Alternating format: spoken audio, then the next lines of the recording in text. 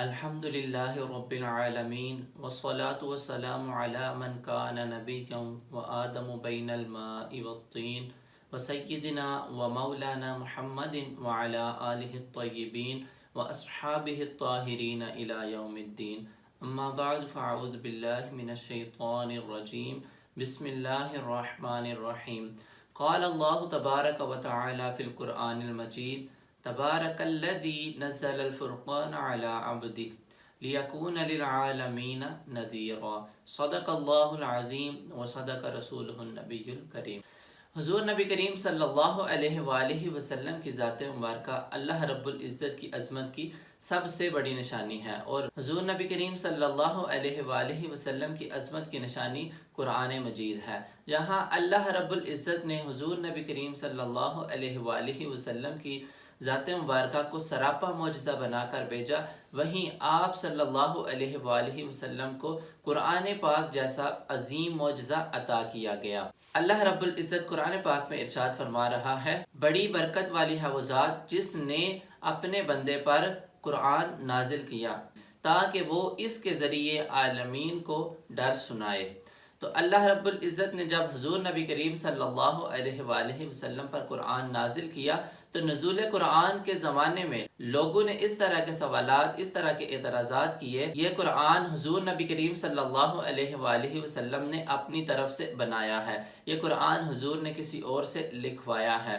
کچھ لوگوں نے اس طرح کا کلام کیا کہ اگر ہم چاہیں تو ہم اس جیسا کلام کر سکتے ہیں۔ کچھ لوگوں نے یہ کہا کہ یہ فقط پہلے لوگوں کی کہانیاں ہیں۔ تو اللہ رب العزت نے ان لوگوں کو یہ چیلنج دیا، ارشاد فرمایا قُلْ لَئِنِ اجْتَمَعَتِ الْإِنسُ وَالْجِنُّ عَلَىٰ أَن يَأْتُوا بِمِثْلِ هَٰذَا الْقُرْآنِ لا یأتون بمثلہ۔ اللہ رب العزت نے ارشاد فرمایا اگر جن و انس اس بات پر متفق ہو جائیں کہ وہ اس قرآن جیسا کلام لے کر آئیں تو وہ اس جیسا کلام نہیں لا سکیں گے۔ تو اللہ رب العزت نے اس چیلنج کو مزید آسان فرما دیا۔ اللہ رب العزت نے ارشاد فرمایا قُلْ فَأْتُوا بِعَشْرِ سُوَرٍ مِثْلِهِ مُفْتَرَيَاتٍ کہ اے محبوب ان سے فرما دیجئے اپنی طرف سے بنائی ہوئی 10 صورتیں اس جیسی لے آئیں۔ تو وہ اس پر بھی عاجز آ گئے، وہ یہ کرنے سے بھی عاجز آ گئے، اللہ رب العزت کے اس چیلنج کو بھی وہ پورا نہیں کر سکے۔ پھر اللہ رب العزت نے کفار کو یہ چیلنج دے دیا آسان کر کے کہ تم اس جیسی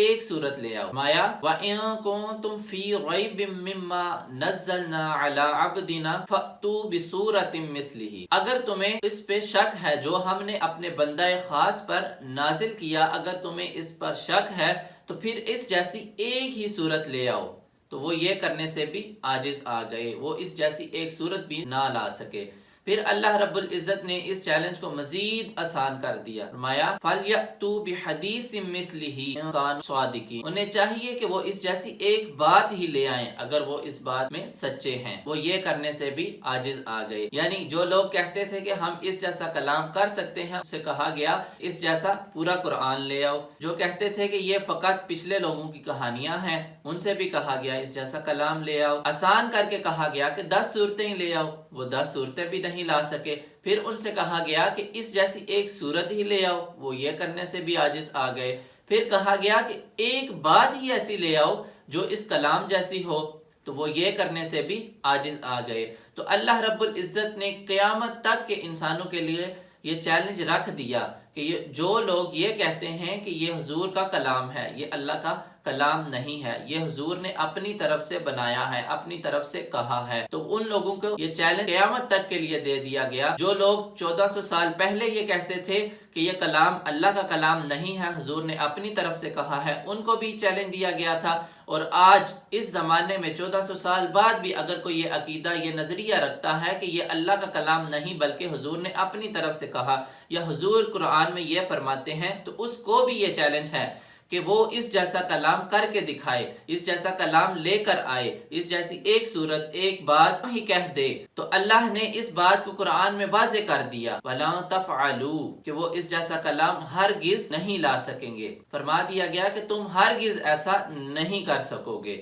اللہ رب العزت نے 1400 سال پہلے ہی اپنے نبی کریم صلی اللہ علیہ وآلہ وسلم پر یہ کلام نازل فرما کر یہ بات واضح کر دی کہ نہ اس جیسا کوئی کلام کر سکا ہے، نہ کر سکے گا، اور نہ ہی کسی نے اس سے پہلے کیا ہے، کیونکہ یہ اللہ رب العزت کا کلام ہے اور انسانوں میں اللہ رب العزت کے کلام جیسی کلام کرنے کی طاقت نہیں ہے۔ ہمارا یہ نظریہ عقیدہ ہے کہ یہ اللہ کا کلام ہے۔ اللہ نے کئی مقامات پر اس کے بارے میں قرآن میں ہی واضح کر دیا، نزل الفرقان علی عبدہ انا نحن نزلنا الذکر وانا لہ لحافظون، ہم ہی اس ذکر کے یعنی اس قرآن کے نازل کرنے والے ہیں اور ہم ہی اس کی حفاظت کرنے والے ہیں۔ تو یہ نزول کا مطلب کیا ہے کہ اللہ نے یہ کلام نازل کیا ہے، نہ کہ کسی بندے کا، نہ ہی کسی بندے نے اپنی طرف سے کہا ہے۔